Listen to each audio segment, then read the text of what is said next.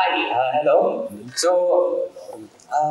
This is actually the first time I've been to school in a long time. As mentioned, I've been homeschooled, which means my dad pays himself school fees at the end of every year.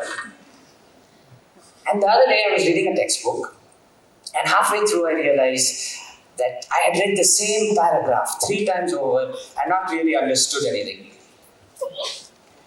And I decided to just drop the textbook and prove how, on an evolutionary scale, we are not designed to learn.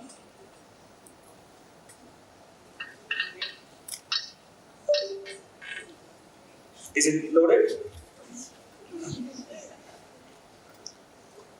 If you look at the timeline of human evolution, just 5,000 years ago, we were making pyramids on sand in Egypt.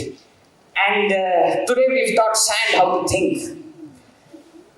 And I was chatting with the talking sand the other day, and the sand told me, this absolutely pales in comparison to the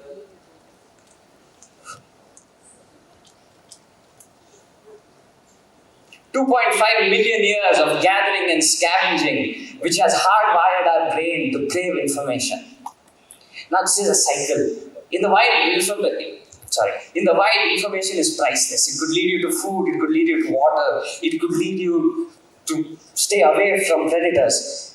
And as a result, our brains have developed a system, a task-positive system, which rewards us with a shot of happiness every single time we give it information. Now, this information can be anything. Scrolling Twitter or reading a physics textbook, our brain can't differentiate. It's a ball of jelly sitting inside a skull. And as a result, this motivates us to, in fact, acquire more information. Now, just here, I seem to have failed.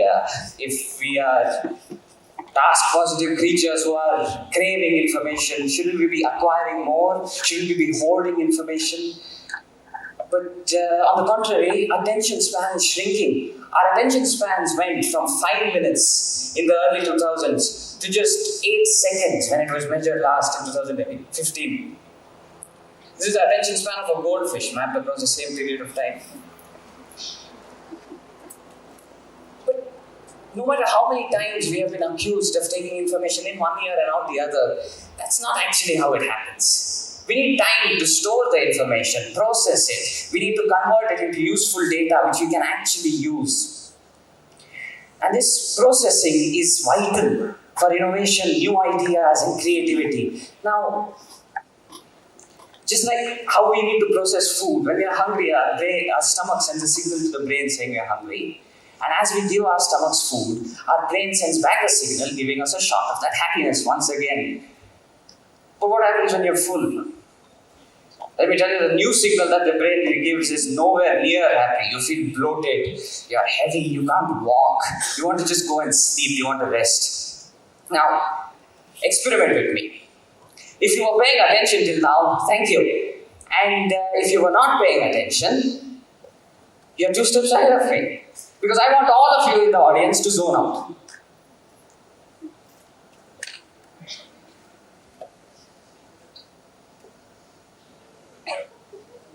And now think about what you are thinking about. Confusing statement, I know,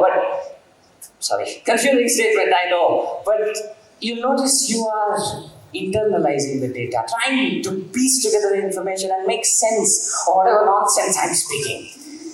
This system of processing is called the default mode network, the DMN. It puts you into your default mode when you're bored. Back to the attention span. What if our attention spans are not shrinking because we don't want more information, but because we've not had time to process, we've not had time to digest that information? Our brains, being so saturated already with social media, gives you a signal that you're bored when you're reading that physics book. It gives you a signal to relax so that it can take its time to process, interconnect, and intertwine that information into its neural network. But with the amount of information we have access to these days, we just skip the relaxation and switch to a new stimuli. Now, the brain has a novelty bias. It likes new things because that information might have been stuff that it didn't have before. It might be data which could be crucial, and as a result, it gives you that shot of dopamine again. It gives you that happiness. momentarily until it realizes it has still not been able to process the information it has. We again skip the relaxation and move to even more stimulation for that brief period of happiness. And this results in a self-fulfilling loop where we are not really processing, internalizing, or understanding anything. The DMN is the processing unit. It is responsible for your ideas, insights, innovation, creativity. And there's a phenomenon known as shower thoughts. Even the Washington Post wrote an article about it, where they asked physicists and top journalists where they were having their most creative idea and where the people were as it was happening. Most realized that they get ideas, insights, new perspectives during periods of mind wandering, during periods of boredom, when you're doing an autonomous task, like driving your car or sitting on the loo. This phenomena, the shower effect, happens because when you're in the bathroom, there's not much stimulation, there's nothing much you can assume, you can amuse yourself with. There's nothing to hold your fancy, and as a result, we get to process that information which we have already stored. Now, our brain is like a web. The word neural network comes from the brain, and like the AI systems, just one point of data is not enough. We need to include multiple points of information. As the info comes in, we need to sort it, segregate it, color code it, store it in the different sectors of our brain, connect it with the previous, past, existing information which we have had access to. You can, in fact, read this slide, and it won't prove to be too difficult. But the words are a total mess. It's completely jumbled, and this is called typoglycemia, where no matter how much we tell each other that spellings are important, they are not. As we integrate, as we associate words, we realize our brains don't really store words as words. It stores it as a bunch of letters, starting with the letter and ending with the letter. And as a result, you can read this. Now, association is extremely important, but we can't implement showers in everybody's office cubicle. Imagine the water bill.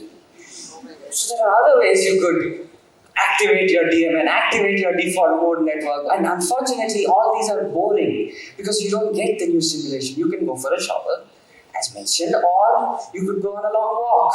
You could stare at clouds and try to figure out what that shape looks like. You could meditate maybe, stare at a lamp. The others known factors which help increase our powers of DMN is yoga.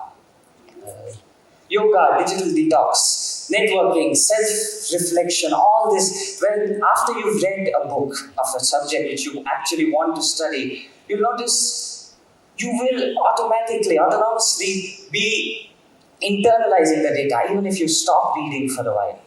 This is all because of the DMN, the default mode network, which we need to use and integrate into our daily lives to help us learn, innovate, and be creative. Thank you.